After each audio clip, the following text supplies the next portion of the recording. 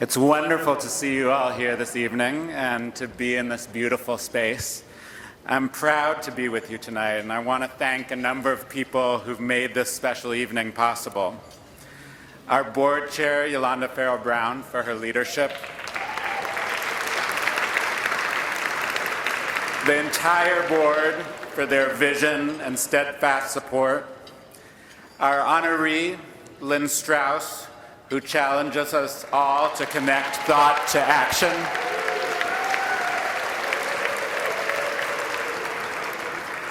My team and our faculty, many of whom are here this evening, with special thanks to John Borden and his staff for putting the evening together.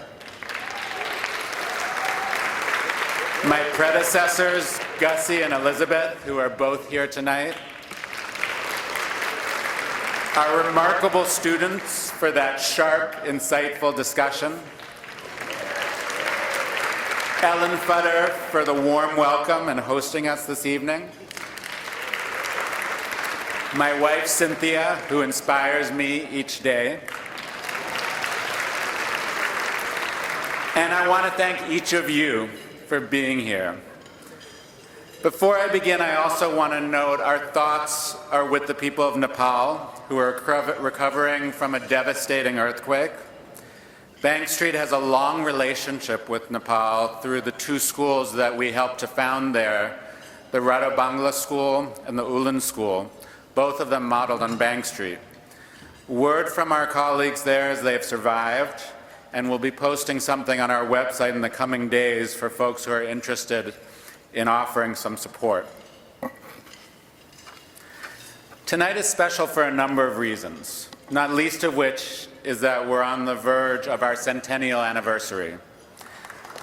We hope you'll join us in celebration of 100 years of Bank Street over the course of the next year and a half.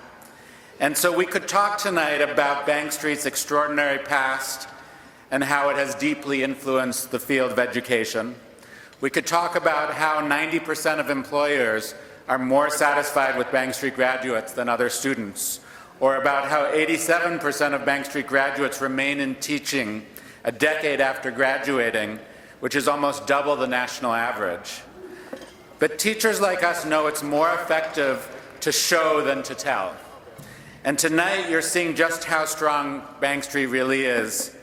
Between Liz, Ellen, and Laura, who you'll meet in a moment, Lynn, Jose's students, and myself, you're seeing Bank Street students and alumni across 6 different decades. 6 different decades represented in this room tonight.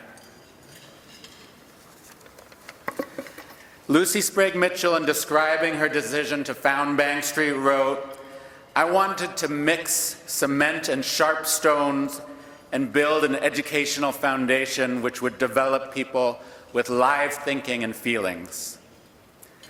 And she did that. She built a unique and powerful foundation that serves now as the bedrock for imagining our future. Many of you know that we've spent this past year engaged in a strategic planning process. I decided to take the approach of Theodore Roosevelt, who is honored in this museum, and said once, "Whenever you're asked if you can do a job, tell them, 'Certainly I can,' and then get busy and find out how to do it." And that's what we've been doing. We led a process that was as inclusive as possible to allow as much learning to occur as possible. We facilitated discussions with over 350 community members, including parents, trustees, graduate students, alumni, faculty, and staff. We hosted 30 different planning discussions and a retreat for the entire community at Wave Hill. And through this deep engagement, we unleashed a sense of possibility and hope throughout our community, and I think you can feel it here in this room tonight. What I learned through this process is that one of Bank Street's greatest strengths is that we have a point of view. For example, in early childhood, we focused deeply on the importance of play in a child's development. Barbara Biber, one of Bank Street's early thinkers, argued that play develops the skills and dispositions children need to be successful throughout their lives. She wrote, "The child projects his own pattern of the world into the play, and in so doing, he brings the world closer to himself. He's building the feeling that the world is his to understand, to interpret, to puzzle about, to make over. For the future, we need citizens in whom these attitudes are deeply ingrained." This last line is important. It points to our broader mission. Bank Street is about both a good education and we're committed to changing the world. The plan we're developing now seeks to do both, which means extending our work and our voice into new communities, particularly those high-poverty communities in our city and across the country that have the weakest infrastructure to support healthy development for children and families. I want to share 3 of the ideas this evening that have emerged from our planning process, and I share them not as done deals, but as things that we're working actively on. And I want to share them in the context of some of the work that we're going to be presenting from our alumni this evening, because what I've learned also in this past year is that one of our richest resources is our alumni. And when Lynn and I and John were talking about this dinner, one of her first suggestions was that we bring alumni back to be honored together with her in order to recognize the deep and rich tradition and powerful impact of our graduate school. So let me briefly introduce each of the folks that are going to speak in a moment. Liz Phillips is the principal of PS 321, one of the best public schools in New York City. Not only has Liz led her own school community, she's mentored dozens of principals and sent out ripples across the city and the region. Through the work of Liz and other Bank Street graduates, we now have more than 70 progressive schools in New York City, the highest concentration of progressive schools in the country. We need to strengthen and support this network and build on it. We're now exploring a new Bank Street school in Brooklyn that will help us learn about and document what makes the school for children so magical.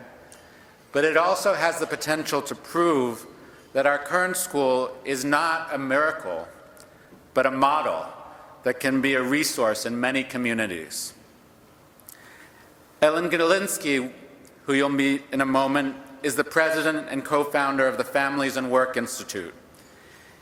She was also on the Bank Street faculty for many years and helped to found the Family Center at Bank Street. She's been a pioneer not only in exploring the science of children's learning, but sharing her findings with parents, educators, and the general public. Ellen believes deeply in getting useful research out of the lab, in getting it out of the walls of the campus and into the community, into the hands of parents and families and teachers.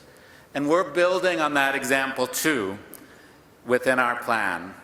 If you can't come to Bank Street, we will come to you. We've recently launched a new strand of professional development work that allows us to partner actively with school districts and scale strong practices across the schools. The best example of this is the pre-K teacher training we're doing now in New York City that began last summer and will likely to continue as the city's pre-K initiative expands. But we're not just limiting our work to that.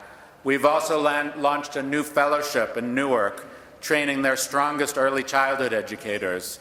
And we're preparing to launch a community-based early childhood degree program in the Bronx. Laura Ensler, who you'll also meet, is the founder of First Steps NYC. It's a groundbreaking birth to 5 early childhood center in Brownsville, Brooklyn. They start working with families before children are born, start accepting children into the program at the age of 6 weeks. And what they've been able to prove is that it's possible to bring together resources and create a really powerful center that both meets the needs of children, but also meets the needs of their families. And they're on the forefront of redefining what we mean by quality when we talk about early childhood education. Lynn, of course, has championed these ideas for decades, well before the national attention. As an educator, as a philanthropist, and a leader on our board, she has sustained Bank Street's core focus on young children, and we thank her for that.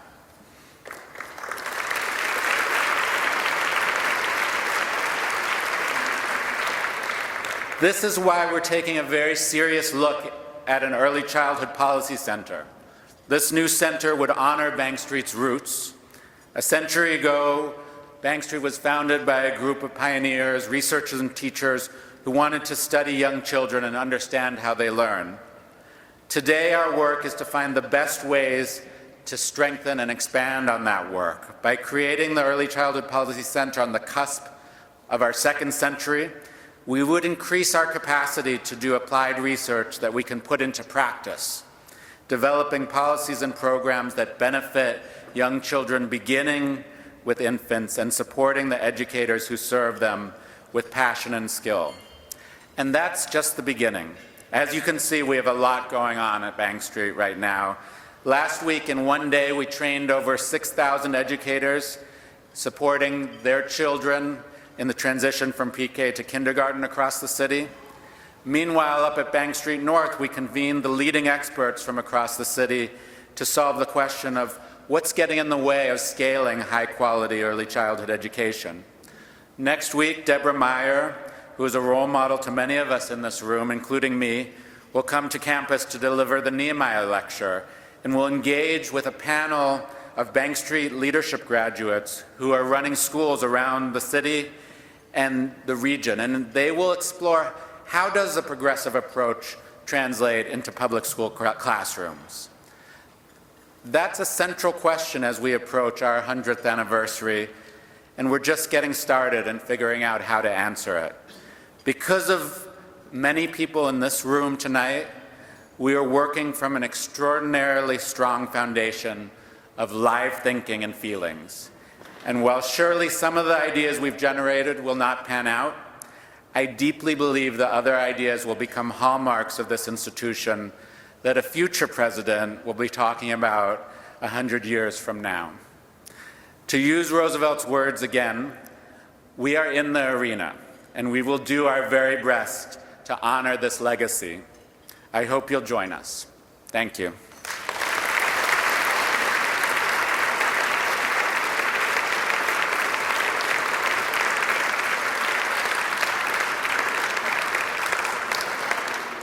Thank you.